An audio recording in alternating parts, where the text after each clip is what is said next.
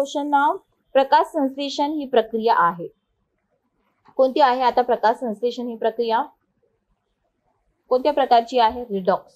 Redox म्हणजेच काय? Reduction as वेल age oxidation. दोघं प्रक्रिया होते इथे है ना.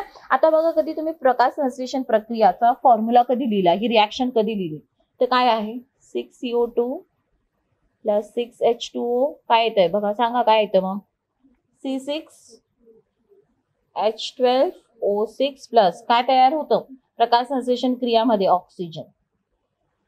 हे तयार होतं. यस. आता मला सांगा, व्हॉट इज ऑक्सिडेशन आणि व्हॉट इज रिडक्शन? शप्पन आणि ऑक्सिडेशन काय असतं? ज्यावेळेस इलेक्ट्रॉन सोडला जातो, there is a loss of electron असेल तर त्याला आपण म्हणतो ऑक्सिडेशन. काय म्हटलं जातं? ऑक्सिडेशन. आणि ज्यावेळेस इलेक्ट्रॉन घेतला जातो, gain of electron, this process is called as reduction. याला आपण काय म्हणतो? रिडक्शन. आता इथे तुम्ही बघणार, हे जे इथून हे जे तयार झालं आहे, ही कोणती प्रक्रिया आहे? रिडक्शन, शपन. आणि शपनचे मी आता काय सांगितलं तुम्हाला? शपन म्हणजेच काय? Gain of electron. काय आहे? Gain of electron.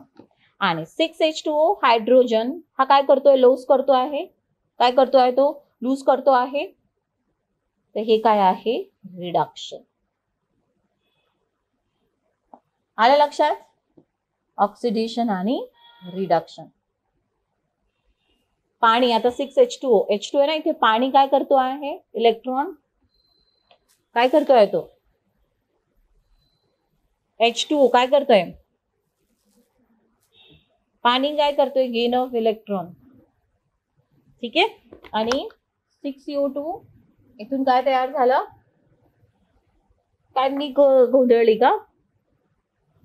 हे बरोबर आहे ना? H2O gain. अरे अच्छा, मी इथे लिहिताना हे ऑक्सिडेशन आहे, सॉरी, इथे मी रिडक्शनच लिहिलं परत. दिस इज ऑक्सिडेशन प्रोसेस. वरची ऑक्सिडेशन 6H2O पासून O2, लॉस ऑफ इलेक्ट्रॉन. ठीक आहे. चलो, सो ही आहे redox reaction. Gain of electron, reduction, loss of electron, oxidation. ठीक आहे. हायड्रोजन जे पण आहे H2O मधलं, हा लूज होत आहे इलेक्ट्रॉन, त्याच्यामुळे ही काय असतात? Oxidation process. Okay. Next, chloroplast नसलेली पेशी असेल दॅट लॅक्स क्लोरोप्लास्ट. आता क्लोरोप्लास्ट म्हणजेच काय? ज्याच्यामध्ये क्लोरोफिल आहे या पेशीमध्ये, आणि क्लोरोफिल आहे तरच ती पेशी काय करू शकते? प्रकाश संश्लेषण प्रक्रिया. आणि प्रकाश संश्लेषण प्रक्रियेद्वारेच काय तयार होतो? ऑक्सिजन तयार होतो. बरोबर. येस. आता ज्याच्यामध्ये क्लोरोप्लास्टच नाही, ज्या पेशीमध्ये, ती ऑक्सिजनची निर्मिती करणार नाही. तर उत्तर काय असणार तुमचं? ऑप्शन 1. ठीक आहे. Simple question. क्लोरोफिलचे डोके आणि शेपूट ह्याने बनलेली असते. क्लोरोफिलचं डोकं आणि शेपूट. आता क्लोरोफिलचं जेव्हा स्ट्रक्चर काढतो बघा, एकदा काय प्रश्न आयोगाने विचारलं होतं की क्लोरोफिल मध्ये कोणता मूलद्रव्य आढळतो? तो कोणता मूलद्रव्य असतो क्लोरोफिल मध्ये? मॅग्नेशियम. म्हणून ज्या वेळेस मृदेमध्ये मॅग्नेशियमचे प्रमाण कमी असेल तर वनस्पतीमध्ये मॅग्नेशियम कमी येणार आणि त्याचा परिणाम काय होणार? प्रकाश संश्लेषण प्रक्रिया कमी होणार आणि तुमची उत्पादन कमी होतं. आपण मूलद्रव्य बघतो, न्यूट्रिएंट्स बघतो, सॉइल न्यूट्रिएंट्स. यस. क्लोरोफिल मध्ये कोणता मूलद्रव्य जरुरी आहे? असतो मॅग्नेशियम. राईट. आता इथे बघा, जेव्हा क्लोरोफिलचं आपण स्ट्रक्चर काढतो ना, तर क्लोरोफिलचं एक स्ट्रक्चर, एक टॅडपॉल. तुम्हाला माहिती आहे टॅडपॉल एक बेडूक सारखी रचना, छोटा पिल्लू असतो बेडूक, त्याला टॅडपॉल म्हणतो, तशी एक रचना तयार होते. यस. तर डोकं आणि शेपूट. तर डोकं जो असतो क्लोरोफिलचा हा कशाने बनलेला असतो? पोरफायरिन. आणि शेपूट बनलेली असते फायटोन. आलं लक्षात? तर पोरफायरिन ही जी रिंग असते ना, याच्यात कोण काय असतो? मॅग्नेशियम असतो. काय असतं याच्यामध्ये? मॅग्नेशियम. हे लक्षात ठेवा. हे पार्ट करून घ्या, जा तुम्ही डायरेक्ट पार्ट करून घ्या. डोकं आणि शेपूट क्लोरोफिलचं काय असतं ते. आता बघा, वर्गीकरणाची पद्धत आणि कोणी मांडली? राईट. कृत्रिम पद्धत, वर्गीकरणाची कृत्रिम पद्धत कोणी दिली होती? Carl Linnaeus. कारण फक्त कृत्रिम पद्धत म्हणजेच काय की बाह्य लक्षणे बघून सजीवांचं वर्गीकरण केलं जातं, याला आपण म्हणतो कृत्रिम पद्धत, आर्टिफिशियल मेथड ऑफ क्लासिफिकेशन. नैसर्गिक पद्धती कोणी दिली होती? ही बेंथम आणि कुकर. नैसर्गिक पद्धती म्हणजेच काय, बाह्य लक्षणं बरोबरच मॉर्फोलॉजिकल स्ट्रक्चर, अनाटॉमी, अंतर्गत रचना हे सगळं बघून जेव्हा वर्गीकरण करतात सजीवाचं त्याला आपण म्हणतो नैसर्गिक पद्धती. फायलोजेनेटिक पद्धती इंग्लर आणि प्रँटल. फायलोजेनेटिक म्हणजेच काय, ज्यावेळेस सजीवांचं वर्गीकरण उत्क्रांती अनुसार केलं जातं. कशानुसार? उत्क्रांती. जसं विटॅकरचं जे वर्गीकरण आपण बघतो, तर विटॅकरचं वर्गीकरण मध्ये सर्वात पहिले काय दिले त्याने? मोनेरा, त्याच्यानंतर प्रोटिस्टा, त्याच्यानंतर कवके, त्याच्यानंतर प्लांट, त्याच्यानंतर ॲनिमल. आणि कधी तुम्ही बघितलं तर आपली पण उत्क्रांती अशीच झालेली आहे. सगळ्यात पहिले कोणत्या सजीव आल्या पृथ्वीवर? बॅक्टेरिया. आणि bacteria comes under which kingdom? Monera. समजलं? तर हे फायलोजेनेटिक. तर हे कोणी दिलं होतं? इंग्लर आणि प्रँटल. Numerical टेक्सॉनॉमी Robert सँकल. आलं लक्षात? यस. सो याचं उत्तर काय येत आहे?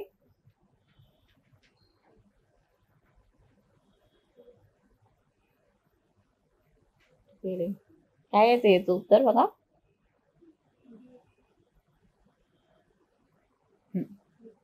नेक्स्ट क्वेश्चन नाव. हा, कुणाची आकृती ही? मानवी कानाची. मानवी कान म्हटलं तर तुम्हाला एवढं जास्त माहित असतं, 3 हाडं आहेत. कोणते ते? बाहेरून आत गेले तर छोटे छोटे हाडं, मॅलस, इनकस, स्टेप्स. बाहेरून आत इथून गेले तर तुम्हाला हे हाडं बघायला भेटते. आता आपलं कान जो आहे ना, याच्या आपण कान म्हटलं तर आपल्याला काय वाटतं की आपल्या कानाचं एकच कार्य आहे, ते म्हणजे ऐकायचं. पण कानाचं अजून एक कार्य काय असतं? कोऑर्डिनेशन. मी आता असे सरळ उभी का राहू शकली आहे? तुम्ही आता सरळ असे का बसू शकले आहेत? आपल्या मेंदू बरोबर आपलं अजून कोऑर्डिनेशन स्थिर घेण्यासाठी, हे ठेवण्यासाठी अजून कोण काम करतं? तुमचे कान. आले लक्षात? येस. सो तर आपल्या बघा कानामध्ये काही जे अवयव, जेव्हा आपण रचना बघतो कानाची, तर काही जे भाग आहे ते तुम्हाला ऐकण्यासाठी मदत करतात आणि काही भाग तुम्हाला स्थिर कोऑर्डिनेशन मध्ये राहण्यासाठी मदत करतात. तर इथे प्रश्न काय दिला? आकृतीमधील कोणता भाग ऑडिटरी प्रोसेस मध्ये भाग घेत नाही, ऐकण्यासाठी भाग घेत नाही? अशा भागाचे निर्देशन केलेले अक्षर योग्य पर्याय ओळखा. तर ते कोणतं आहे? बी. काय आहे ते? बी. बी हा जो भाग आहे ना, याला आपण म्हणतो सेमी सर्क्युलर कॅनाल्स. काय म्हटलं जातं याला? बघा असं सेमी आहे ना, अर्धचंद्राकृती आकार आहे की नाही? Semicircular canals. हे तुम्हाला ऐकण्यासाठी मदत करत नाही. हा कानातला भाग हा तुम्हाला स्थिर राहण्यासाठी, कोऑर्डिनेशन मध्ये राहण्यासाठी मदत करतात. आले लक्षात सगळ्यांना? आणि बाकी जे भाग आहे, जसं आता ए हे भाग कोणतं दिलंय तुम्हाला? हाडं दिली तुमची, मिस मॅलियस, इनकस, स्टेप. ही बरीच कानाची एक प्रक्रिया आहे बरी का, खूप भारी प्रक्रिया आहे. आणि हा जो असा घोल हा भाग दिसतो ना, याला कॉक्लिया म्हणतात. काय म्हणतात?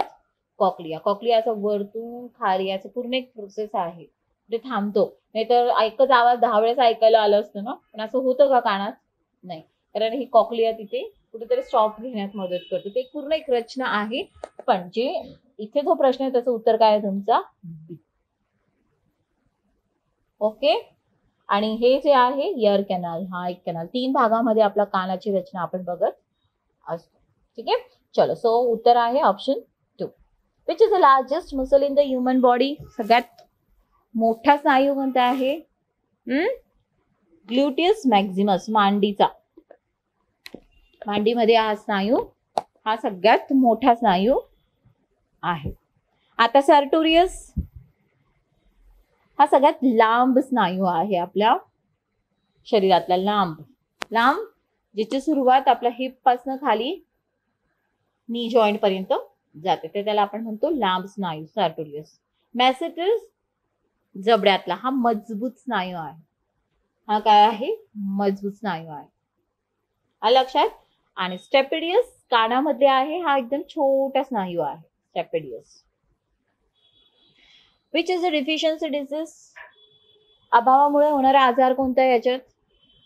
स्कर्वी. स्कर्वी हा कोणाच्या अभावामुळे होतो? विटॅमिन सी है ना, विटॅमिन सी. विटॅमिन सीचं अजून दुसरं नाव काय आहे? ॲस्कॉर्बिक ऍसिड है ना. आणि स्कर्वी म्हणजे एक्झॅक्टली काय? दात, हिरड्या फुगतात, त्यातनं रक्त बाहेर यायला लागतं. It is called as a scurvy. तर हे व्हिटॅमिन सी ची कमतरता असते तर होते. ओके. आणि बाकी जे आहे जॉन्डिस, कावीळ ज्याला आपण म्हणतो, ते तर आपल्या शरीरात बिलिरुबिन त्याच्यानंतर अस्थमा याचा आजार आहे, ते फुफ्फुसचा आजार आहे. ठीक आहे. दमा त्याला आपण म्हणतो. कर्करोग, कॅन्सर. कॅन्सर म्हणजेच काय, अनियंत्रित पेशीचे विभाजन होते, त्याला आपण म्हणतो कॅन्सर. ओके. चलो, सो स्कर्वी उत्तर काय येणार इथे, ऑप्शन 4. ओके. चलो नेक्स्ट, आता मॅच द पेअर्स. आजार आणि चाचण्या दिलेल्या आहेत. एड्स. एड्सचा लॉंग फॉर्म काय, कधी याचा लॉंग फॉर्म विचारलं तर AIDS, acquired immuno deficiency syndrome. कारण की एड्स हा जो आजार आहे ना, हा कशामुळे होतो, व्हायरस, HIV व्हायरस, हा रेट्रो व्हायरसचा प्रकार आहे. आले लक्षात? येस. HIV हा काय करतो, हा व्हायरस आपल्या शरीरात ज्यांना पण HIV व्हायरस लागला सपोज, तर हा व्हायरस काय करतो ना, की आपल्या शरीरातील जे लिम्फोसाइट पेशी असतात, लिम्फोसाइट मधल्या पण पेशीचे प्रकार आहेत, तर त्यापैकी पण टी लिम्फोसाइट्स, कोणते, टी लिम्फोसाइट्स, जे आपली प्रतिकार क्षमता सांभाळत असतात. जे आरोग्य आपण जे आहेत आपल्यामध्ये प्रतिकार क्षमतेसाठी लिम्फोसाइट मधला कोणता प्रकार, टी. तर हा व्हायरस काय करतो, जेव्हा शिरतो ना शरीरात, टी लिम्फोसाइटला त्रास देतो, त्यांना मारतो. म्हणून अशा पेशंट्सची प्रतिकार क्षमता कमी होते. प्रतिकार क्षमता कमी झाली म्हटल्यावर यांना सगळे आजार लवकर लागतात ना, आलं लक्षात? असं असतात हे पेशंट, म्हणून यांना जास्त आजार होतात HIV. ठीक आहे. तर एड्स याची चाचणी करण्यासाठी काय वापरलं जातं, एलिसा टेस्ट. ठीक आहे. प्लेग हा काय आहे, प्लेग हा बॅक्टेरियल जीवाणूजन्य आजार आहे, हो की नाही? येस. कोणत्या जीवाणूमुळे होतं हे, कमॉन, कोणत्या जीवाणूमुळे होतं प्लेग, कोणत्या जीवाणूमुळे होतं, कमॉन, आर्सिनिया पेस्टिस. ओके. येस. तर हा प्लेग ची चाचणी करण्यासाठी काय वापरलं जातं, कोणती तपासणी केली जाते, वायसेनस्टाईन टेस्ट. 2. विषम ज्वर, टायफॉइड हा कोणता आजार आहे, विषाणूजन्य, जीवाणूजन्य, कोणता आहे, जीवाणूजन्य. सॅल्मोनेला टायफी, कोणता बॅक्टेरिया, सॅल्मोनेला टायफी, ह्या बॅक्टेरियामुळे काय होतो, टायफॉइड. आणि हे टायफॉइडची चाचणी करण्यासाठी विडाल टेस्ट. ट्युबरक्युलोसिस, जीवाणूजन्य, मायक्रोबॅक्टेरियम लेप्रिन, है ना, ट्युबरक्युलोसिस. आणि बघा, ट्युबरक्युलोसिस सगळ्यात कॉमन कोणता आहे, फुफ्फुसचा. टीबी आपण म्हणतो, टीबी झाला तर ते फुफ्फुसचा कॉमन आहे, पण असं नाही का फक्त फुफ्फुसावरच, कोणत्याही अवयवाचा टीबी होऊ शकतो. हाडांचा पण टीबी असतो, स्किनचा पण टीबी होऊ शकतो, पण कॉमन कोणता आहे, श्वासचा. कारण की आपण सतत श्वास घेत असतो, तर ते बॅक्टेरिया श्वासद्वारे लंग्समध्ये लवकर डिपॉझिट होतात आणि त्याच्यामुळे हा टीबी जास्त बघायला मिळतो. तर ट्युबरक्युलोसिस टेस्ट करण्यासाठी मॉन्टेक्स टेस्ट. क्लिअर? चलो, सो आता next, the infective stage of malaria काय आहे, स्पोरोझोइट. आता मलेरिया हा काय, कशामुळे होतो, मच्छर, असं आपण डायरेक्ट सांगून विचार. मच्छर काय, फक्त एक इकडून तो किडा म्हणजे तो जंतूला आपल्यापर्यंत पोहोचवतो, मच्छर. एक्झॅक्टली मलेरिया हा कोणामुळे होतो, प्लाझ्मोडियम फॅल्सिपारम, ओवेक्स, बरेचसे प्रकार आहे, पण आपल्या इंडियामध्ये जास्त कॉमन आहे फॅल्सिपारम. आणि प्लाझ्मोडियम फॅल्सिपारम हा कधी आपण विटॅकरची पंचसृष्टी वर्गीकरण बघितलं, तर हा सजीव कोणत्या किंगडम मध्ये येतो, सृष्टीमध्ये येतो, किंगडम प्रोटिस्टा. कोणत्या सृष्टीमधला आहे हा, किंगडम प्रोटिस्टा. तर हा फॅल्सिपारम जेव्हा कुठे पाण्यामध्ये किंवा हा जीवजंतू असेल, मच्छर तिथे गेला, तर हा फॅल्सिपारम मच्छरच्या शरीरात जातो. आलं लक्षात? मच्छरच्या शरीरातच तो वाढतो पण, आलं लक्षात? आणि तो वाढतो मच्छरच्या शरीरात, तो काय असतो त्यावेळेस, स्पोरोझोइट, स्पोर्सच्या फॉर्म मध्ये असतो. आलं लक्षात? कोणत्या फॉर्म मध्ये असतो, स्पोरोझोइट फॉर्म मध्ये असतो. आणि हाच मच्छर समजा आपल्या शरीरावर आला आणि आपल्या त्या मच्छरने काटलं, डंक मारलं, तर हा जो पण स्पोरोझोइट आहे हा आपल्या रक्तात जाणार. आणि आपल्या रक्तात जाऊन हा कुठे जातो, सगळ्यात प्रथम लिव्हर मध्ये. कुठे जातो, लिव्हरच्या पेशीत जातो. आले लक्षात. लिव्हरच्या पेशीमध्ये हा स्पोरोझॉइड तिथेच मोठा होतो, मॅच्युअर होतो आणि मॅच्युअर झाल्यानंतर तो फुटतो. काय होतो? फुटतो आणि त्याचं रूपांतर कशात झालेलं असतं आता? मेरोझॉइट मध्ये. कशात झालेला असतो?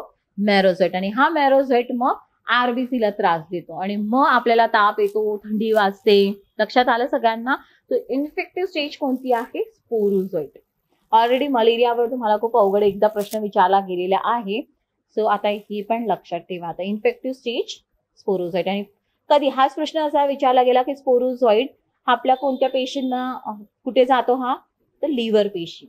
लिव्हरच्या पेशींना वैज्ञानिक भाषेमध्ये आपण काय म्हणतो? हिपॅटोसाइट्स. काय म्हटलं जातं? हिपॅटोसाइट्स. क्लिअर? ओके. नेक्स्ट आता खालीलपैकी कोणती ग्रंथी रक्तदाब नियंत्रित ठेवते? Blood pressure. कोणती पेशी आहे ही? ऍड्रिनल. येस, ऍड्रिनल ही ग्लँड कुठे असते? किडनी. दोघं किडनीच्या वरती. आता ऍड्रिनलची रचना जेव्हा आपण बघतो ना, ऍड्रिनलचा कधी अभ्यास केला तर ऍड्रिनलचा कॉर्टेक्स भाग असतो, मेड्युला भाग असतो. तर कोर्टेक्स जो भाग असतो ना ऍड्रिनलचा, हा कोर्टेक्स जो भाग आहे ना, हा एक हॉर्मोन तयार करतो. तो कोणता आहे? अल्डोस्टिरॉन. काय आहे तो हॉर्मोन? अल्डोस्टिरॉन. आणि हा हॉर्मोन काय करत असतो? आपल्या शरीरामध्ये पाणी आणि क्षार यांना रेग्युलेट करत असतो. आलं लक्षात? आणि आपला बीपी जो असतो, ब्लड प्रेशर, हा नियंत्रित राहतो. ज्या वेळेस हा अल्डोस्टिरॉनच तयार नाही झाला, तर मग व्यवस्थित तयार नाही झाला, तर पाणी आणि क्षाराचं रेग्युलेशन होणार नाही आणि मग ब्लड प्रेशर उठतो. म्हणून ज्यांना ब्लड प्रेशर असतो बघा, त्यांना आपण म्हणतो ना मीठ कमी खा वगैरे, ह्याच कारणामुळे. का? कारण हे शरीरात नियंत्रित करणारा अल्डोस्टिरॉन कमी होत आहे. समजलं सगळ्यांना? सो उत्तर काय असणार तुमचं? ऑप्शन 3. ओके. चलो आता इथे सपोज असा क्वेश्चन विचारला असं, which of the Gland controls blood sugar level? तुमचं उत्तर काय आलं असतं? पॅनक्रियास, स्वादपिंड. है ना? कारण की इन्शुलिन आपल्या रक्ताची साखर नियंत्रित करते आणि इन्शुलिन कोण तयार करतं? स्वादपिंड म्हणजेच पॅनक्रियास. ओके. चलो नेक्स्ट आता पदार्थ शिजविताना कोणत्या जीवनसत्व नाशाचे प्रमाण सर्वात जास्त आहे? शिजवताना सी. का बरं सी जास्त होतं?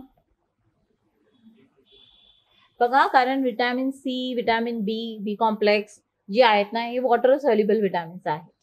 काय हे? Water soluble. ठीक आहे. आता इथे मी कसं विचारलंय? सर्वात जास्त विटॅमिन सीचं होतं. मग बीचं पण होऊ शकतं कारण की ते वॉटर सोल्युबल आहे. पण इथे मी सर्वात जास्त म्हटलंय तर तो उत्तर काय येणार तुमचा? Vitamin C. ओके. कारण विटॅमिन ए, बाकीचे जी आहेत डी, के, ई, हे सगळे फॅट सोल्युबल आहेत.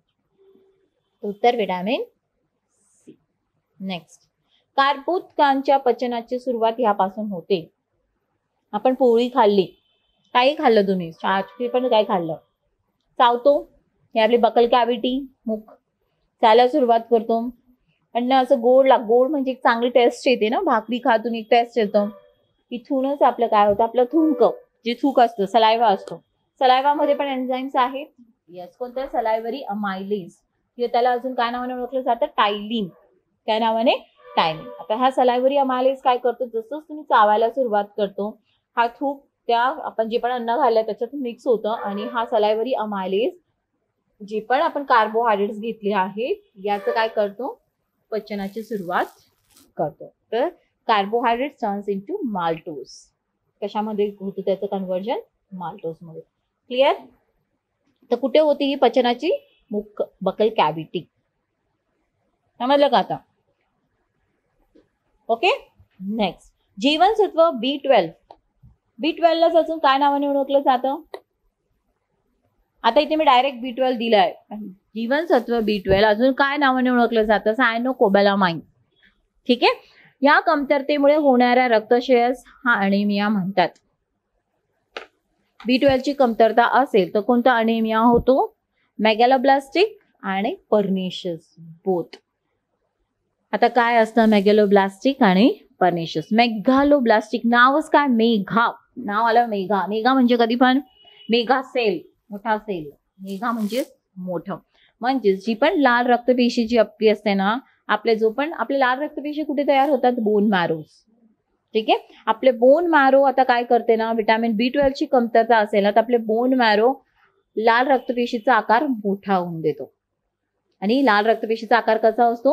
नॉर्मल पेक्षा मोठा. आलं लक्षात? आणि मोठा असल्यामुळे काय होतं ना, की यांची ऑक्सिजन कॅरिंग कॅपॅसिटी कमी होऊन गेलेली असते. हिमोग्लोबिन तर तेवढंच आहे त्याच्यामध्ये, आकार मोठा होऊन गेला, ऑक्सिजन कॅरिंग कॅपॅसिटी कमी. तर याला आपण म्हणतो मेगॅलोब्लास्टिक अनेमिया. लाल रक्तपेशीचा आकार मोठा होतो. आणि पर्निशियस अनेमिया काय आहे ना, की आपण B12 खाल्लं. आता बघा, B12 हा जो विटॅमिन आहे ना, B12 हा खास करून याची कमतरता खास करून व्हेजिटेरियन्स मध्ये बघायला मिळते, शाकाहारी. कारण शाकाहारी अन्नामध्ये B12 हा कमी भेटतो. आले लक्षात? जे पण नॉन व्हेजिटेरियन फूड असतो त्याच्यामध्ये B12 जास्त मिळतो, राईट. आता ज्यांच्यामध्ये B12 कमी आहे, आता B12 जो असतो ना, हा जेव्हा आपल्या शरीरामध्ये पोटात जेव्हा जातो, तर याला शोषण्यासाठी काही फॅक्टर्स आपल्या शरीरात असतात पोटामध्ये, ज्याला काही फॅक्टर्स म्हणतात, इंट्रिन्सिक फॅक्टर, की हा B12 घेतल्यानंतर पण त्याचा उपयोग आपलं शरीर करू शकत नाही आहे. आणि शरीर त्याला B12 चा उपयोग करत नाही म्हणजे लाल रक्तपेशीवर परिणाम झाला आणि काय झालं? अनिमिया. याला आपण म्हणतो पर्निशियस अनिमिया. समजला? पर्निशियस म्हणजेच काय? B12 हा आपलं शरीर योग्य प्रकारे त्याचा वापर करू शकत नाही, त्यामुळे जेव्हा होतं त्याला आपण म्हणतो पर्निशियस अनिमिया. तर याचं मेगॅलोब्लास्टिक पर्निशियस. ओके. नेक्स्ट आता लायकिन्स मध्ये लैंगिक प्रजनन कोणामार्फत होते? आता लायकिन्स आताच आपण बोललो, it is a dual plant. Dual plant म्हणजे दोघांचं सिम्बायटिक असोसिएशन आहे, कोणाचं? अल्गे आणि फंगस. पण यांची वाढ पण होते, आपण बघितलं हळूवारपणे का होणं, वाढ होते म्हणजे यांच्यामध्ये रिप्रोडक्शन होत आहे.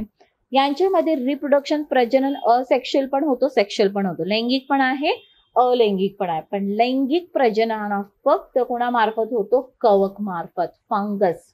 Only through fungus. लक्षात ठेवा. आता जेव्हा तुम्ही कवक वाचलं असेल तर कवकचे प्रकार वाचले असेल ना तुम्ही, बेसिडोमायसिड्स, ॲस्कोमायसिड्स वाचलेत का? यांचे हे वाचा, यांचे स्पोर्स, यांचं रिप्रोडक्टिव्ह ऑर्गन कोणतं आहे ते बघा. ॲस्को, बेसिडोसाइट हे काय करतात? सेक्शुअल रिप्रोडक्शनसाठी मदत करतात. तर इथे मी काय विचारलंय? Sexual reproduction is performed by fungus only. आणि लायकेन मध्ये बघा सेक्शुअल रिप्रोडक्शन पण होते आणि अलैंगिक असेक्शुअल रिप्रोडक्शन पण होते. आणि असेक्शुअल रिप्रोडक्शन कोणत्या प्रकारचं असतं? इथे फ्रॅगमेंटेशन, विखंडन पद्धतीने. कारण तुम्ही वाचलं असेल असेक्शुअल रिप्रोडक्शनचे प्रकार, बडिंग, मुकुलायन, विखंडन. तर याच्यामध्ये कोणता प्रकार असतो? विखंडन. ओके. चलो, सो नेक्स्ट आता 39 पुढील विधाने विचारात घ्या. जठरात प्रथिनांचं पचन ट्रिप्सिन मध्ये घडून येतं. जठर म्हणजे आपला पोट, प्रथिनांचं पचन ट्रिप्सिन मध्ये होतं. यस, प्रोटीन्स डायजेस्ट होतात अमायनो ऍसिड्स मध्ये. बघा, आपण जे पण अन्न खातो, आपण काय खातो? प्रोटीन्स खातो, कार्बोहायड्रेट्स खातो, लिपिड्स खातो. आपण पचन होणं म्हणजेच काय? की कार्बोहायड्रेट्सचं रूपांतर शुगर्स, ग्लुकोज मध्ये होतं, त्याला पचन म्हणतो कार्बोहायड्रेटचं. जे पण आपण प्रथिन खाल्ले आहे याचं पचन होऊन कशात रूपांतर झालं? Amino acids. जे पण आपण मीठ खाल्लंय, फॅट्स खाल्ले आहे, तूप, तेल, फ्राईड सगळं खाल्लंय, हे तूप, जे पण लिपिड्स आहेत याचं पचन कशामध्ये होतं? फॅटी ऍसिड्स मध्ये. आणि हेच amino acid, fatty acids, glucose हे आपल्या पेशी वापरतात. ते डायरेक्ट प्रथिन हे वापरत नाही. आणि यांच्या पचनासाठी काही एन्झाईम्स शरीर तयार करत असं. हे एन्झाईम्स कोण तयार करतो? जास्त करून स्वादपिंडू. कोण तयार करतो? पॅनक्रियाज. आणि काही एन्झाईम्स तुमचं जठर तयार करतो. पण जठर मध्ये खास करून प्रथिनांचं एवढं पचन होत नाही, होतं पण थोडंफार, मोठ्या प्रमाणात नाही. जठरमध्ये खास करून पाणी आणि औषधं शोषली जातात. मेजर पचन कुठे होतं? तुमच्या स्मॉल इंटेस्टाईन मध्ये, लहान आतड्यांमध्येच पचन होत असतं. आले लक्षात? क्लिअर? ओके. चलो, सो जठरात प्रथिनाचे पचन ट्रिप्सिन द्वारे घडून येतं, जठरात नाही होत. हे जास्त करून कुठे होतं? तुमच्या इंटेस्टाईन, लहान आतड्यामध्ये. जठरात सेल्युलोजचे पचन घडून येत नाहीच. कारण आपल्या शरीरात सेल्युलोजचं पचनच होत नाही. का? कारण आपल्या शरीरात सेल्युलेज हा एन्झाईमच नाही आहे. म्हणून सेल्युलोज जो असतो यालाच आपण काय म्हणतो, फायबर. काय म्हणतो, फायबर. म्हणून आपण म्हणतो ना फायबर रिच फूड खा, वेट लॉस करायचं असेल तर तंतुमय अन्न खा. का? कारण फायबरचं पचन होत नाही, त्याच्यामुळे आपल्या आतड्यांना ना त्याच्यावर खूप काम करावं लागतं. त्याला सिंपल फॉर्म, त्याला पुढे ढकलण्यासाठी. आणि जेव्हा आपलं शरीर काम करते म्हणजे कॅलरीज बर्न करते ना ते, आणि मग आपण बारीक बारीक होतो. आणि लक्षात, याचं पचन होत नाही. हे फक्त वॉटर ऍब्झॉर्ब करतो. सेल्युलोज काय करत असतो, फक्त पाणी शोषून घेत असतो. आणि म्हणून जेव्हा आपण असे तंतुमय फायबरस फूड खातो, लक्षात, भाज्या खातो किंवा फ्रुट्स खातो किंवा कोंडा म्हणतो ना, साधे रिफाईन मैदा वगैरे नाही खायचं, कारण फायबर नाहीये. आणि जेव्हा फायबर असेल, तंतू असेल, सेल्युलोज असेल, हे पाणी जास्त शोषतो आणि पोट चांगला राहतो. Okay, next. सिग्मंड कोलन हा लहान आतड्याचा भाग आहे? नाही. सिग्मंड कोलन हा कोणाचा भाग आहे? मोठ्या आतड्याचा. सिग्मंड कोलन आणि नंतर काय होऊन जातो, रेक्टम. तर हा मोठ्या आतड्याचा भाग आहे. तर योग्य विधान इथे कोणती घेणार तुम्ही? अ आणि ब योग्य घ्या इथे आता. अ आणि ब. आलं लक्षात? बघा, जठरात जे तुम्ही म्हणताय ना प्रोटीनचे ट्रिप्सिनमुळे पचन होतं, ते थोड्या प्रमाणात होतं. मेजर कुठे होतं ते? लहान आतड्यामध्ये. नेक्स्ट आता, which of the following vitamin was crystallised by Harry Holmes and Ruth? जीवनसत्वाचे स्फटिक स्वरूप तयार केले होते कोणत्या? Vitamin A. विटॅमिन ए म्हणजे यांनी आयसोलेट केलं ते विटॅमिन, काही पदार्थांमधनं तो विटॅमिन काढला, त्याला तयार केला, आयसोलेट केलं, त्याला आपण म्हणतो विटॅमिन. म्हणून आज आपण टॅबलेट्स वगैरे पाहू शकतो ना, विटॅमिन ए आपण घेऊ शकतो आहोत ज्यांच्यामध्ये अभाव असेल. का? कारण याला तुम्ही आयसोलेट काढून त्याला घेऊ शकत आहात. ते सगळ्यात प्रथम कोणी केलं होतं? Okay, next. योग्य विधान निवडा. Select the correct statement. Okay, glycolysis प्रक्रियेत ग्लुकोजचे विघटन पायरुव्हिक ऍसिड मध्ये होतो. यस. बघा, ज्यावेळेस तुम्ही रेस्पिरेशन वाचलं असेल, श्वसन प्रक्रिया, ठीक आहे, श्वसन प्रक्रियामध्ये आपण दोन प्रकारचे श्वसन बघतो. एक सेल्युलर रेस्पिरेशन, आले लक्षात, पेशीय श्वसन, आणि एक असेल्युलर रेस्पिरेशन. सेल्युलर रेस्पिरेशन मध्ये आपण बघतो की काय होतं आहे, ग्लुकोज, आले लक्षात, याचं विघटन होतं. पायरुव्हिक ऍसिड, त्यावेळेस 2 ATP तयार होतात. हे सगळं कुठे होतं? ग्लायकोलिसिस ही प्रक्रिया कुठे होतं? पेशी द्रव्यामध्ये. आलं लक्षात? मग पायरुव्हिक ऍसिड हा कुठे जातो? मायटोकॉन्ड्रियामध्ये. मायटोकॉन्ड्रियामध्ये 2 प्रक्रिया होते, एक म्हणजे क्रेब्स सायकल आणि दुसरं म्हणजे EMP पाथवे किंवा ETC पाथवे, पण इलेक्ट्रॉन ट्रान्सफर तो पाथवे आपण म्हणतो. तर हे 3 प्रक्रिया होते ऊर्जा तयार होण्यासाठी. 3 टप्पे असतात. लक्षात. तर ग्लायकोलायसिस ही प्रक्रिया कुठे होत असते? तुमच्या पेशी द्रव्यामध्ये. कुठे होत असते? पेशी द्रव्यामध्ये. इथे ग्लुकोजचं विघटन होतं पायरुव्हिक ऍसिड मध्ये आणि त्याच वेळेस 2 ATP तयार होत असतात. ओके, सो तर हे विधान बरोबर आहे. ही प्रक्रिया तंतुकणिकेत घडते का? नो. आताच मी सांगितलं, ही कुठे घडते? पेशी द्रव्यामध्ये, सायटोप्लाझम मध्ये. ठीक आहे, सो हे चुकीचं आहे. बिन ऑक्सिजन श्वसन सजीवामध्ये फक्त ग्लायकोलिसिस ही एकमेव प्रक्रिया श्वसनासाठी वापरली जाते. एनएरोबिक रेस्पिरेशन म्हणून बघा, यांच्यामध्ये ग्लायकोलिसिस प्रक्रिया नंतर, कारण हे मायटोकॉन्ड्रियामध्ये जात नाही, कारण ऑक्सिजनच नाहीये, तर हे डायरेक्ट याचं रूपांतर कशामध्ये होतं? लॅक्टिक ऍसिड मध्ये. लक्षात. तर हे पण बरोबर आहे. ग्लायकोलायसिस प्रक्रियाला EMP पाथवे पण म्हणतात. येस. का EMP पाथवे म्हणतात? कारण 3 शास्त्रज्ञ त्यांनी हा टप्पा शोधून काढला होता, तो म्हणजे एम्बेडेन, मेरहॉफ आणि पार्नस. म्हणून याला EMP पाथवे पण म्हणतात. हा याच्यावर लास्ट टाइम पण क्वेश्चन विचारला होता. 2 परीक्षेपासून याच्यावर प्रश्न विचारले जाते. हा पूर्ण एकदम इम्पॉर्टंट टॉपिक आहे. हे आपण इथे खूप थोडक्यात घेतलं. ऍक्च्युली ग्लायकोलायसिस, तो पण जो ग्लुकोज असतो त्याचं कन्व्हर्जन कोणत्या स्वरूपात असतं आणि तोच तुम्हाला आयोगने विचारलेले बरं का लास्ट टाइम. अवघड प्रश्न होता याच्यावर, पण यावेळेस आपण जरा इथे सिंपल क्वेश्चन घेतलाय हा, सो हा एक व्यवस्थित करून जाणार. किती ATPs तयार होतात टोटल ते बघा. ठीक आहे, कुठे कुठे होते ही प्रक्रिया? सेल्युलर असेल, ऑक्सिजन असेल तर सायटोप्लाझम नंतर डायरेक्ट कुठे होतं? मायटोकॉन्ड्रियामध्ये. आलं लक्षात? येस. आणि म्हणूनच मायटोकॉन्ड्रिया तंतुकणिका लाल रक्तपेशीमध्ये नसतात, कारण लाल रक्तपेशीचं काम काय आहे? ऑक्सिजनचं वहन करणं.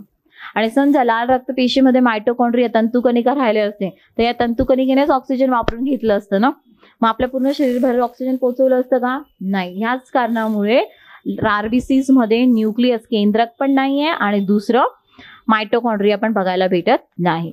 आरबीसी मध्ये न्यूक्लियस पण नाहीये ना, केंद्रक नाहीये आणि म्हणूनच आरबीसीचा आकार कसा आहे? बायकॉन्केव्ह, चपटा. कारण न्यूक्लियस निघाला म्हणून तो चपटा आहे मधून. येस. का न्यूक्लियस नाही, केंद्रक नाही आरबीसी मध्ये? कारण आरबीसीचं मुख्य काम काय दिलं निसर्गाने त्याला? ऑक्सिजनचं वहन करणं. आणि आरबीसी मध्ये ऑक्सिजनचं वहन कोण करतं? हिमोग्लोबिन. हिमोग्लोबिनला त्याच्यात जास्त जागा भेटायला पाहिजे, तो जास्त जागा व्यापायला पाहिजे म्हणून त्यानं ऑक्सिजन त्यातनं काय काढलं आहे? न्यूक्लियस. जेव्हा जेव्हा आरबीसी तयार होतो ना त्यावेळेस न्यूक्लियस असतो, पण जसं तो मॅच्युअर होतो न्यूक्लियस निघून जातो. समजलं? येस. नेक्स्ट आता जोड्या लावा. ठीक आहे. वनस्पतीचे प्रकार आणि त्याचे उदाहरण. हायड्रोफाइट्स म्हणजेच काय? ज्या वनस्पती पाण्यामध्ये उगतात, हायड्रोफाइट्स. तर कोण आहेत? कमळ, है की नाही? येस. झेरोफाइट शुष्क भागामध्ये जे कोणते आहेत? बाबूळ, बबुल ट्री. ठीक आहे. हॅलोफाइट खाऱ्या पाण्यात, सुंदरी वनस्पती. ओके नाही, खाऱ्या पाण्यात. आणि हवाई एरियल प्लांट ऑर्किड्स. ऑर्किड हे झाडांच्या फांद्या वगैरेवर पण येत असतात. आलं लक्षात? नेक्स्ट आता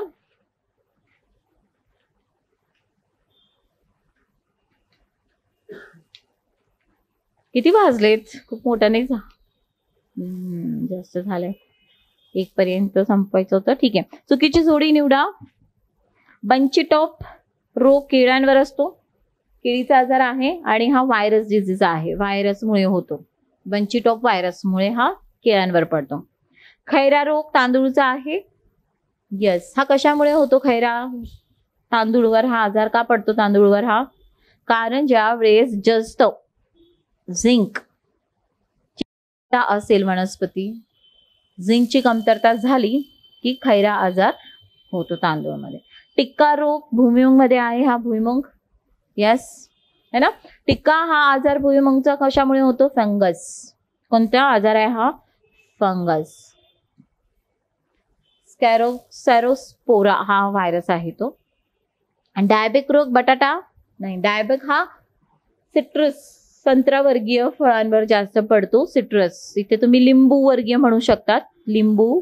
येस. आणि डायबेक हा आजार लिंबू वर्गीय फळांवर का पडतो? कशाची कमतरता होते त्यावेळेस? कॉपरची, तांब्याची. जेव्हा कमतरता होईल वनस्पतीत त्यावेळेस. ठीक आहे. आणि बटाट्याचा कोणता आजार आहे? Early blight. बटाट्याचा आजार कोणता आहे?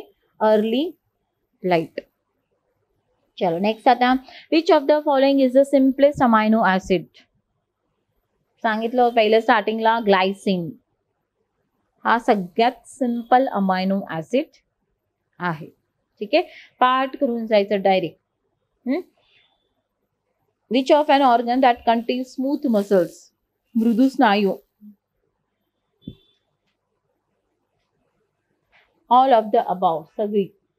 गर्भाशय, डोळ्यांची आयरिस ऑफ द आईज, ब्रॉन्कियाय, सगळे ऑल ऑफ द अबाव. याचं पूर्ण स्पष्टीकरण कसे असतात? मृदू स्नायू.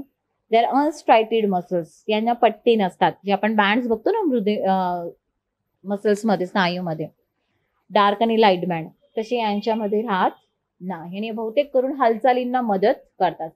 बघा, मृदू स्नायू अजून आपल्याला हे अवयवता आहे. अजून अन्ननलिका तिथे तुम्हाला बघायला मिळेल, मूत्रनलिका तिथे तुम्हाला हे मसल्स बघायला मिळतात. आणि हे अनैच्छिक मसल्स आहे, इनव्हॉलेंटरी. आता तुम्ही वर्गात बसले आहे, मी टीचिंग करते आहे, माझ्या पोटा असं एका थांब बाबा, आता मी शिकवते आहे, हालचाल करू नको. तुम्ही बसले, आपण पोटाला असे कमांड देऊ शकतो का? ते काम करत आहे ना. का? बिकॉज तिथे कोणते मसल्स आहे? अनैच्छिक. आपल्या इच्छेनुसार ते काम करत नाही. डोळे, आता डोळे जे पण आयरिस आहे, माझं बुबुळ जो आहे, तुम्ही त्याला कमांड देऊ शकते का? थांब थांब, मी टीचिंग करते आहे, तू काहीच करू नको. नाही ना. कंटिन्युअस इन वर्ण, माझी इच्छा आहे का तिथे? नाही. आलं लक्षात? तर याला आपण म्हणतो अनैच्छिक इनव्हॉलेंटरी मसल्स आहे ते मृदू. तर कुठे कुठे आहे ते मी सांगितलं तुम्हाला. नेक्स्ट, प्राणी पेशी याद्वारे एकमेकांना जोडली जातात व ऊती तयार होते. यस. आता इथे ऊती म्हणजे टिश्यू है ना. टिश्यू म्हणजेच काय? पेशींचा समूह. Group of cells is called as tissue. आता ग्रुप्स ऑफ सेल्स जेव्हा अनेक पेशी एकमेकांकडे येतात त्यावेळेस काय तयार होते? उती. आता हे एकमेकांना या पेशी कशा चिटकल्या जातात? काय असतं ते एक्झॅक्टली? तर दॅट इज कुठे गेलं ते? Desmosomes. Option 2 is the answer. एक पेशी दुसऱ्या पेशीला कोणता घटक असतो तिथे? डेस्मोझोम. त्याच्याने एकमेकांना चिटकली जातात आणि काय तयार होतोय? उती. नेक्स्ट, मानवी शरीरात कॅल्शियम व फॉस्फेटचे नियमन करणारा संप्रेरक. कॅल्शियम आणि फॉस्फेटचं पॅराथायरॉइड हॉर्मोन. आपल्या बघा इथे थायरॉइडच्या मागच्या बाजूला एक ग्रंथी आहे, त्याला आपण म्हणतो पॅराथायरॉइड ग्लँड. आलं लक्षात? तीच काय तयार करते ही ग्रंथी? पॅराथायरॉइड हार्मोन, जी आपलं कॅल्शियम फॉस्फेट रक्तामध्ये ते नियंत्रित ठेवते. ओके. नेक्स्ट, आता ग्लुकेगॉन ग्लायकोजेन इथे दिलंय. ग्लुकागोन ऍक्च्युली ते कोण तयार करतं?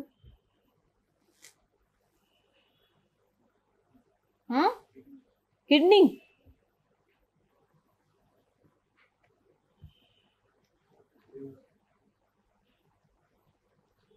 आता हा तर किती सोपा प्रश्न आहे. तुम्ही जे पुस्तकं वाचत असाल त्याच्यात पण दिलेलं आहे हे. म्हणजे तुम्ही ऑप्शन हे कसं काय एलिमिनेट करून उत्तरावर आले मग पॅराथायरॉइड? कधी तुम्हाला ग्लुकेगॉनच माहिती नाहीये तर कम ऑन. स्वादपिंडू पॅनक्रियाज. पॅनक्रियाज आपली इन्शुलिन पण तयार करते, ग्लुकेगॉन पण तयार करते, सोमॅटोस्टॅटिन पण तयार करते. आलं लक्षात? जेव्हा आपण म्हणतो इन्शुलिनची कमतरता झाली त्याला आपण त्या माणसाला आपण म्हणतो काय झालं? डायबिटीज. एक प्रकार डायबिटीज मेलिटस. आता इन्शुलिन कमी आहे म्हणजेच तो काय करतो? साखर वाढवतो आहे. बरोबर? कारण इन्शुलिन कमी आहे म्हणजे याच्यावरनं तुम्हाला काय कळतं? इन्शुलिनचं काम काय आहे? जे पण आपण अन्न खातो, जी पण एक्स्ट्रा शुगर असते त्याचं रूपांतर ग्लायकोजन मध्ये करायचं आणि लिव्हर मध्ये स्टोअर करून ठेवायचं आणि आपली रक्तात जेवढी साखर लागते तेवढी नियंत्रित ठेवायची. बरोबर? आता ज्यांच्यामध्ये इन्शुलिनच तयार होत नाही, इन्शुलिन कमी म्हणजे त्यांची अतिरिक्त जी पण साखर आहे ती रक्तातच फिरते आणि म्हणून ब्लड शुगर वाढलेली दिसते. आता बघा, ज्यावेळेस आपण खूप खातो वगैरे, जास्त शुगर आहे, आपण नॉर्मल पर्सन आहे, आपलं इन्शुलिन व्यवस्थित तयार होत आहे, अतिरिक्त शुगरला इन्शुलिनने काय केलं? ग्लायकोजन मध्ये रूपांतर केलं, शरीरात स्टोअर करून ठेवलं.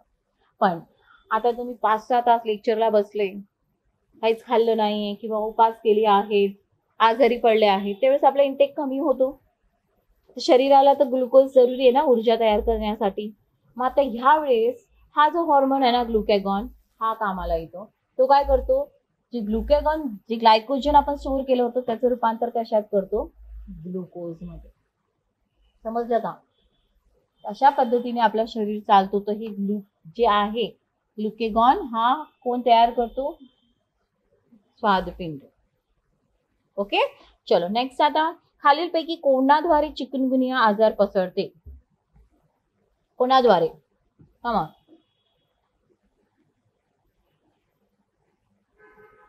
Anopheles, Culex, Aedes aegypti, yellow fever, dengue, chikungunya, Zika virus, सगळं एडिस. आणि या सगळ्या मादी आहे, फिमेल आहेत या सगळ्या. ठीक आहे. एनाफिलिस आणि क्युलेक्स द्वारे मलेरिया पसरला जातो, मलेरियाचा प्लाझ्मोडियम. ओके. नेक्स्ट, आता सजीव आणि त्यांचे नाव दिली आहेत. येस, ॲस्टेरियस. बघा, एक जे सजीव दिले आहेत ना याचे तुम्ही बघा, ॲस्टेरियस, कुकुमेरिया, अँटीडॉन, एकिनस, हे सगळे इकायनोडर्मेटा या फायलमचे सजीव आहेत. कोणाचे आहेत? इकायनोडर्मेटा. ठीक आहे. कटक चर्मी या संघातले सजीव आहे. ओके. आता यातलं आपण बघणार आहोत ॲस्टेरियस म्हणजेच काय? सी स्टार, स्टार पेशी आपण म्हणतो ना.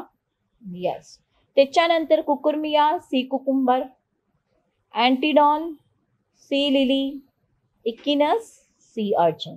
त्याचं उत्तर येणार ऑप्शन 4. नेक्स्ट, संततीत प्रोजेनिक म्हणजेच अनुवांशिक परिवर्तन, जेनेटिक चेंजेस खालीलपैकी कोणत्या कारणामुळे घडून येते? बघा, कधी पण जेनेटिक चेंजेस जे असते ना ते ड्यू टू सेक्शुअल रिप्रोडक्शन मुळे होतं, असेक्शुअल मुळे नाही होत. असेक्शुअल मध्ये तर काय, जसं पॅरेंट आहे तसंच डॉटर तयार होते. आलं लक्षात? कारण की तिथे फक्त एकच पॅरेंट काम करत असतो असेक्शुअल मध्ये. सेक्शुअल मध्ये कसं असतं, 2 पॅरेंट काम करतात, त्याच्यामध्ये दोघांचे जनुकीय आणि एक नवीन तिसरं तयार, त्याच्यात अजून चेंजेस, बरोबर. तर बदल, जेनेटिक चेंज कोणत्या कारणामुळे घडून येतात? एक म्हणजे सेक्शुअल रिप्रोडक्शन, येस. अलैंगिक प्रजनन मी सांगितलं नाही आहे. उत्परिवर्तन, म्युटेशन. म्युटेशन म्हणजे काय की काही कारण असतं, काही कारणांमुळे काय होतं की जे पण आपले जीन्स आहेत, जे पण पॅरेंट्स कडनं आलेली जीन्स आहे, यांच्यामध्ये काही कारणामुळे चेंजेस घडून येतात आणि एक नवीन जीन तयार होतो, जे नवीन गुणधर्म देतो, त्याला आपण म्हणतो म्युटेशन. आलं लक्षात? येस. आणि उपदेशात्मक एपिजेनेटिक. एपिजेनेटिक काय असतं ना, की सवयी. आपण बऱ्याचदा म्हणतो की नाही, आपल्या घरातल्या काही सवयी पिढी जात असतात. तर या सवयीमध्ये काय असतं ना, की ते जेनेटिक चेंज नाही होत, या सवयी पुढे संक्रमित. जसं इथे आपण तुम्ही सांगू शकता, जो पण आपला काय आहे, जिराफ. जिराफ जेव्हा पहिल्यांदा जेव्हा पृथ्वीवर जिराफ आला होता, तेव्हा आता जसा जिराफ दिसतो तसा नव्हता. उंच त्याची मान नाही होती. पण जिराफ ज्या हवामानात आला, ज्या परिस्थितीत आला, तिथले झाडं उंच आणि याची मान छोटी. आता अन्न पाहिजे होतं याला, आणि अन्नासाठी जसं आपण म्हणतो ना, सगळे उठाटेव करत असतात, तसंच हा जिराफ पण काय करत होता, पुढचे पाय वरती करत होता आणि मान वरती करत होता, खेचत होता आणि झाडाचा पाला खात होता. हळूहळू काय झाली, ही सवय झाली त्याची, तर त्याची मान पुढची, त्याची जनरेशन आली, त्याची मान थोडी उंच आली, पुढचे पाय थोडे लांब आले, अजून पुढची जनरेशन आली, लांब, मान गेली, पाय उंच गेले, आणि असा आज आपल्याला जिराफ दिसत आहे. इथे जेनेटिक चेंजेस झाले, ह्या सवयी काय होतात, हे होतात. याला आपण म्हणतो उपदेशात्मक. समजलं सगळ्यांना? येस. तर याच्यात पण चेंजेस दिसतात तुम्हाला. सो अ, क आणि ड. So option 1 is the answer. Clear? So माझे इथेच क्वेश्चन्स कम्प्लीट होतात. आता पुढचे सर घेते. कोणाला काही क्वेरीज असेल तर विचारा. क्वेश्चन 50 घ्या. अच्छा, हाँ हाँ हाँ, ओके, वो भी मैं दी. हाँ हाँ, वो हाँ. अर्सेनिक आधारित प्रतिजैविक कोणते? अर्सेनिक आधारित म्हणजे याच्यामध्ये अर्सेनिक आहे. आपण बघू, अँटीबायोटिक म्हणतो. फर्स्ट अँटीबायोटिक कोणी तयार केलं? Alexander Fleming. पण यांनी एक बॅक्टेरिया जो होता त्यातला घटक द्रव्य काढला आणि त्याने तयार केलं अँटीबायोटिक, राईट. पण इथे आपण काय बघतो, अर्सेनिक. अर्सेनिक हा काय मूलद्रव्य आहे, बरोबर, एक मूलद्रव्य. याला धरून जो पहिला अँटीबायोटिक तयार झालाय तो कोणता आहे? प्रॉन्टोसिल. तो कोणता आहे? प्रॉन्टोसिल. लक्षात ठेवणार. आलं लक्षात? सो तो जैविक पद्धतीने होता अलेक्झांडर फ्लेमिंगचा, आणि हा प्रॉन्टोसिल. याला मॅजिक पिल पण म्हटलं जातं या औषधाला, कारण त्यावेळेस अनेक आजारांना यांनी वाचवलं होतं हे अँटीबायोटिक. ओके, तर ऑप्शन 1 इज द आन्सर.